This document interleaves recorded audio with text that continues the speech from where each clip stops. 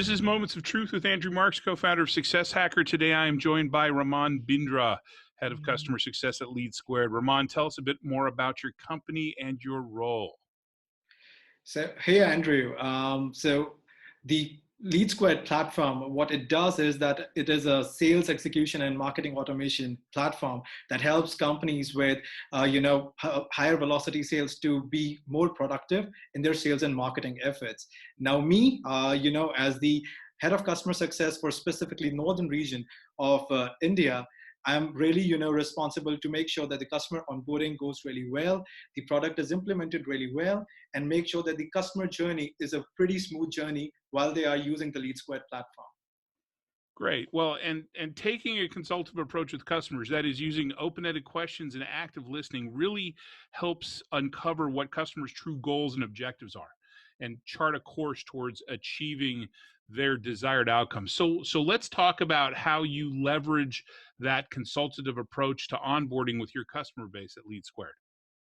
Sure. The very first thing that I focus on while taking consultative approach is that firstly, I understand my customer through the core.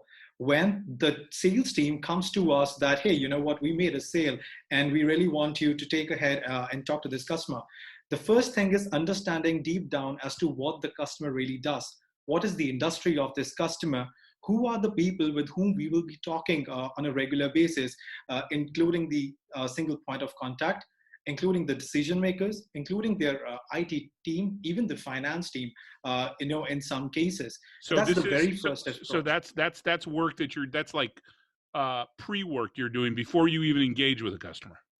Right. That's the first research work that's really important and critical to even kickstart the onboarding process with the customer.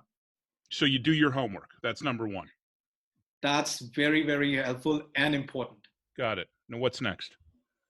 Yeah, so after this, we get on a call with the customer and we have to make sure that the call with the customer should not be one-sided. It has to be more of a dialogue wherein you are engaging the customer and also making sure that the information that you have collected from, the sales or by your own research or as you termed it, the homework that we did, that really helps, to pull off the information in terms of understanding the USP from the customer's point of view as to why they are using us.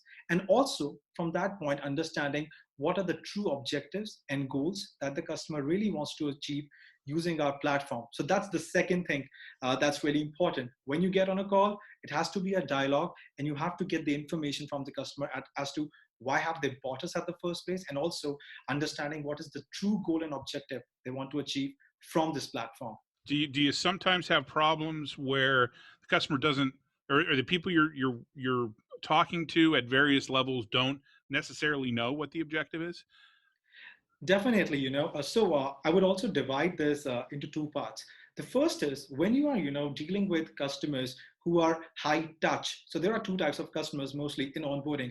One is in high touch, the other is a high tech. When I talk about high tech, it's mostly the onboarding would be done in an automated format with these customers. But when we talk about high touch, there are multiple layers and levels. And sometimes, yes, the people who might be at a lower level or a mid level might be just worried about their own goal and objective that they want to achieve on the platform, but they might not be aware about the bigger picture.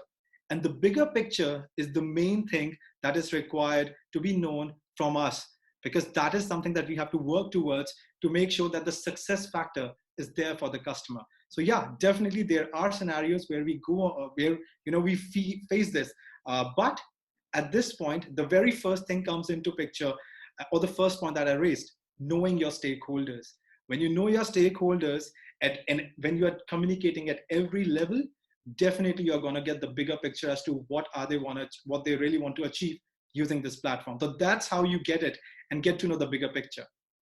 Well, I actually think you have an opportunity to help your stakeholder, because when the stakeholder has an objective and the folks below that stakeholder in the organization have different objectives, and the objectives should feed one another, right? So your stakeholder's objective is likely tied to some sort of corporate MBO that they have to achieve, right? But Right. and so what you can do, you can use this as an opportunity to inform the stakeholder, hey, your the individuals below you in the organization that understand what we're trying to do don't have objectives that are aligned to your objective, or maybe or they do have objectives. So it's almost it's a validation. It's an opportunity to validate. It's an opportunity to kind of raise a potential red flag, because I would look at something like that as being a potential risk.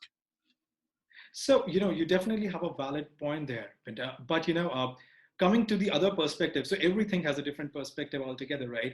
Now, there are corporates which are, really driven with a pretty high hierarchy, wherein they are a bit bureaucratic in nature, if I was going to put in that sense. Now, you have to really deal, with them in a very systematic manner.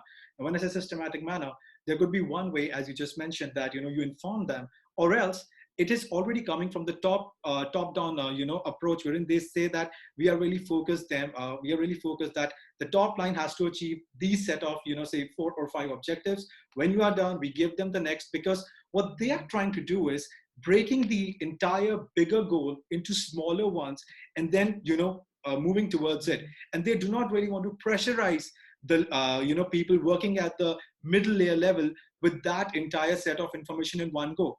So they're taking those small bits and pieces information, breaking it up, and at the end of the year, trying to achieve that bigger picture. So that's the other perspective, that we can look at in this scenario. 100% agree with you. You have a major goal, and then you may have smaller goals that feed that major goal, right? And Yes, then below those, and then below each of those smaller goals, you may have even smaller goals that feed those middle-sized goals that feed the larger goal. But um, you want to make sure. So I 100% agree with that perspective. But you want to make sure that all those goals are aligned. Is yeah. what I'm suggesting, right? Is that all those that's where goals. that's where the consultative approach would come into picture, because while you're connecting the dots, and the third part of consultative approach is sharing that project plan with the decision makers, and also aligning them with status updates that what first aspect has been achieved, we are done with it, now we are moving to the next one. So these progressive updates towards achieving the bigger picture really helps in terms of aligning with what we have to achieve with the platform for the organization. It makes sense. It makes sense. What else on on taking that consultative approach do you get out of, or what else do you get out of taking that consultative approach that aids you in onboarding? The other thing that it really helps is to overcome this success gap. Now, a success gap is actually, a term that's not really widely used in the success domain these days, but it's a very critical part.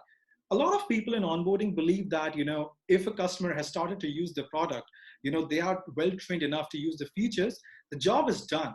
But that's not the end of the story. The story ends when the person is really having, or observes a value in what he has been taught to use at the very point. So we really have to focus that when we have trained the customer in terms of using the product or a service, how easily are they able to work towards the goal or the desired outcome that they want to achieve. If they are not able to align their goals with the product, definitely there's a success gap. But if your approach helps them align the goals, the desired outcome with what you have trained them, or in terms of usage of the product, you overcome that success gap, and you already also building up a relationship with the customer, which actually gives you the trust factor, that the customer says that, hey, you know what, I am in right hands, I know what I'm doing, I know it's going to help the organization, let's keep doing this. Yeah, it's that what's in it for me piece of the puzzle, and I think that there's a I wax poetic about how it's not just about feature function training. That doesn't drive adoption. What drives adoption is it's more of a change management effort, right? What's Right. in it for the company? What's in it for me? What's changing? Why is this important? And all the communications that go into that, which is something that needs to be done not by you as the vendor. It needs to be something that's done by that executive stakeholder at the top who brought you in. And Yes, so that's what the you whole point. I could see how doing, taking this consultative approach, really understanding the the objectives and why this is so important to the organization will help you help them craft the appropriate messaging that they then need to be delivering to their troops. That's the whole point, because, and that also helps us say or stay corrected on the point that we are there to help the customer, and we are there to working for their own success, so that they can grow bigger, because if they grow, we grow. That's the whole point. Exactly. Exactly. But the key is that it's not just the vendor that has to do that. Just as we want to achieve in taking a consultative approach by creating a dialogue, by creating a back and forth. It requires both Yes, parties to drive adoption. Right? It requires both parties to demonstrate that value, right? And definitely. you know, and the best thing that you can do as an organization is arm them, provide them with a framework and a model that they can then use internally to drive that value. That's the whole point, and for that reason, we do share project plans. We share timely updates. So whenever a customer comes up, is assigned to our team, while understanding his business or the goals, as I mentioned earlier, that we do create a project plan with a specific timeline, and every 15-day or a week or in a month, we do have a status update on where we are, and also make sure that customer is aware as to what is going on the platform, and where do they stand as of today in terms of achieving their goals. Because as you just mentioned, coordinated effort is the key essential here as well, because if they do not coordinate and we raise it in the earlier times, it's or at a very early stage of building the relationship, then it might be that either they change the spot or they become more entrusted, because at the end of the day they have put some money into the product, and if they don't get value, they're going to go. It's going to be a True. Yep. red sign that they might churn later on. But and by understanding the use cases that go into that went into the decision making for bringing your platform, and that are discussed during that consultative approach, allows you to help the customer once again communicate why this is good for them as a company and why this is good for each of their individuals. So it's not just a, hey, we're done, we're ready to go, start using it. It's a, here's why, here's how your job to be done will now look, and why it's better for you and for the organization. Right. And also, if I was going to add on to this point, one thing that is really important here is that the customer should trust what you're saying. And as you just mentioned, some use cases that were used while you were selling it. The other thing that we also focus in our consultative approach is that while you understand the business of the customer, while you understand the industry, you also have to be aware of what is it that's going on in the industry at present.